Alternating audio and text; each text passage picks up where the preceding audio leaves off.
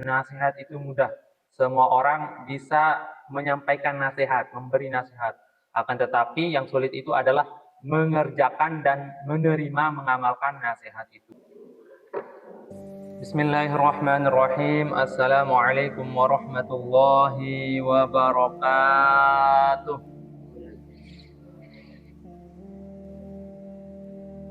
Alhamdulillahi Rabbil Alamin. Wassalatu wassalamu ala asrafil anbiya'i wal mursalin Sayyidina maulana Muhammadin abil qasimil amin. Allahumma salli ala Sayyidina Muhammad ibn Abdullah al-qaimi bihuquqillahi ma taqat illa wa farajahullah. Subhanaka la ilma lana illa ma 'allamtana innaka antal azizul hakim wa tub 'alaina innaka antat tawwabur rahim.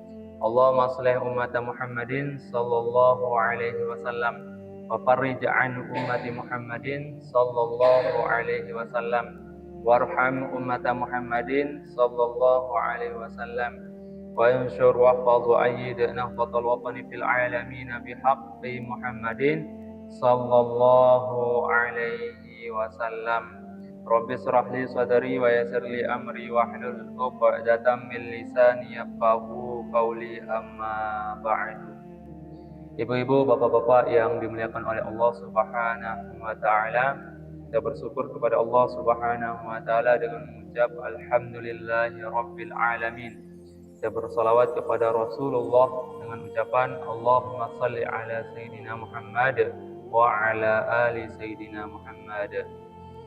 Alhamdulillah, pada pagi hari ini kita melanjutkan rutinitas kita, yaitu membaca kitab Ayyuhal Walad, kitab karangan Imam Al-Ghazali. Kita langsung saja. Bismillahirrahmanirrahim. Qala al-musannif rahimahullahu ta'ala wa nafa'na bi ulumihi wa bi ulumi sa'iris salihin wa bi ulumi syaikhina al-mashhur fid daraini amin. Ila qawlihi ayyuhal waladu an-nasihatu sahlatun wa muskiluha qabuluha. Imam Al-Ghazali menulis surat yang ditunjukkan kepada muridnya. Beliau mengatakan, wahai anak, kata beliau, sesungguhnya nasihat itu mudah. Nasihat itu sangat mudah, semua orang bisa memberi nasihat, kata beliau. Apal ayat, apal hadis, itu sudah bisa memberi nasihat. Akan tetapi yang sulit itu adalah wa muskiluha qubuluha. Yang sulit itu adalah menerima nasihat, ya, menerima dan mengamalkan nasihat. Itu yang paling sulit. Makanya tidak semua orang yang mendengarkan nasihat itu bisa mengamalkannya. Karena sungguhnya yang paling sulit dari nasihat itu yaitu adalah mengamalkannya, mempraktekkannya. Sedangkan teorinya mudah, akan tetapi pada kenyataannya, prakteknya itu sangat sulit. Wa 'alal khususi liman kana talibal ilmi rasmi. Terlebih lagi bagi orang yang hanya menuntut ilmu, ya, mencari ilmu untuk dirinya sendiri, maka itu sangat sulit bagi orang yang seperti itu untuk menerima nasihat, ya, untuk mengerjakan nasihat. Dan juga kata beliau di sini, wa mustaqilan fi fadlin nafsi. Dan nasihat itu juga sangat sulit bagi mereka yang hanya menginginkan keistimewaan pada dirinya sendiri. Wa mana akibat dunia, dan orang yang mencari kesenangan dunia, ya. Fa innahu yahsabuna annal ilma mujarradun lahu suyukunu najatuhu wa khalasuhu bihi. Mereka mengira bahwa hanya dengan ilmu saja itu sudah cukup baginya untuk mendapat kesenangan di dunia. Nah, kata beliau bahwasanya nasihat itu sangat sulit, terlebih lagi bagi orang-orang yang sibuk dengan kehidupan dunia. Maka ketika kita memberi nasihat kepada orang yang seperti itu resikonya sangat besar, kata beliau. Kemungkinan besar nasihat yang kita sampaikan itu tidak diterima, ya, malahan kita ditentang. Misalkan ada orang yang minum minuman keras misalkan, kita beri nasihat, kemungkinan besar itu kita ditentang ya, kita dicemeeh, kita dilawan oleh orang-orang seperti itu. Kenapa? Karena nafsu itu selalu condong kepada kejelekannya, kepada keburukan. Wa annahum mustaghni 'anil amali wa hadza i'tiqadul falasifah. Mereka mengira ya, dengan hanya ilmu saja, dengan hanya mengetahui saja itu sudah cukup ya. Dan orang-orang juga ada orang, kata beliau ya, yang dia itu tahu ya, dia itu tahu bahwa larangan itu tidak diperbolehkan ya.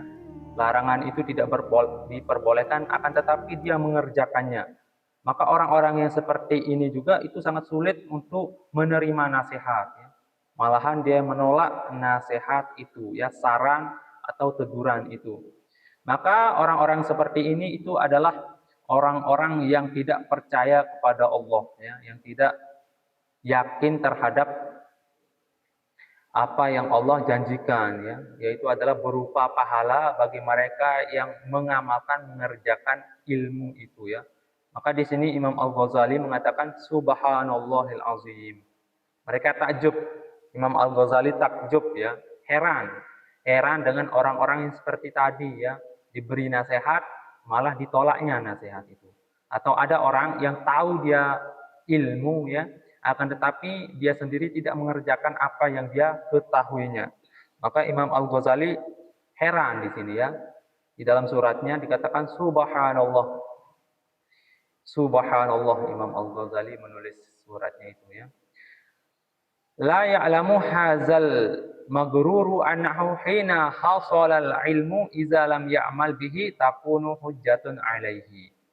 Apakah mereka tidak tahu, kata Imam Al-Ghazali, apakah mereka tidak tahu bahwa kalau ilmu tidak diamalkan itu akan menjadi hujjatun alaihi, akan menjadi beban bagi dirinya ya, bagi orang yang berilmu itu. Misalkan kita mengetahui tentang wajibnya sholat 5 waktu, awak mengetahui kewajiban sholat 5 waktu, akan tetapi kita tidak mengamalkannya ya, tidak mengerjakan sholat itu ya, maka itu akan menjadi hujjah ya. Itu akan mendorong kita ilmu, kita tahu ilmu sholat, akan tetapi kita tidak melakukan sholat, maka ilmu itu nanti akan mendorong kita ke dalam neraka nanti ya. Kama qala Rasulullah sallallahu alaihi wasallam, sebagaimana sabda Rasulullah sallallahu alaihi wasallam, asyaddun nas azaban yaumal qiyamah, paling keras siksaan yang akan diterima oleh manusia nanti, yaitu adalah siapa mereka? Aliman la yantafa'ullahu bi'ilmihi. Orang yang sudah tahu, akan tetapi Allah Subhanahu wa taala tidak memberi manfaat terhadap ilmunya itu. Maka seandainya ada orang yang mengetahui ilmu sholat, mengetahui tata cara sholat, akan tetapi dia sendiri tidak sholat, maka dia itu lebih keras, lebih pedih, lebih keras siksaannya dibandingkan dengan orang yang tidak tahu tentang ilmunya sholat ya. Maka paling keras azab siksaan yang akan diterima oleh manusia nanti, yaitu adalah orang yang tahu akan tetapi dia tidak mengerjakannya. Orang yang berilmu tapi dia tidak mendapat manfaat dari ilmunya itu. Ibu-ibu, bapak-bapak yang dimuliakan oleh Allah Subhanahu wa taala, kesimpulannya yaitu adalah bahwasanya nasihat itu mudah. Semua orang bisa menyampaikan nasihat, memberi nasihat. Akan tetapi yang sulit itu adalah mengerjakan dan menerima, mengamalkan nasihat itu. Dan kalau kita sudah mempunyai ilmu ya, kita usahakan sebisa mungkin, semaksimal mungkin kita usahakan untuk mengerjakannya ya. Jangan sampai ilmu yang kita miliki, ilmu yang kita terima, ilmu yang kita pahami itu akan menjadi hujah kepada kita nanti, sehingga kita dijerumuskan, didorong ke dalam api neraka. Karena kata sabda Rasulullah Shallallahu Alaihi Wasallam, manusia yang paling berat siksaannya nanti di hari kiamat yaitu adalah orang-orang yang tahu akan tetapi dia tidak mengamalkan apa yang mereka ketahui. Mungkin hanya itu yang dapat kami sampaikan. Mohon maaf atas segala kesalahan. Terima kasih atas segala perhatian. Akhirul kalam. Wallahul muwaffiq wal hadi ila sabilir rasyad. Assalamualaikum warahmatullahi wabarakatuh.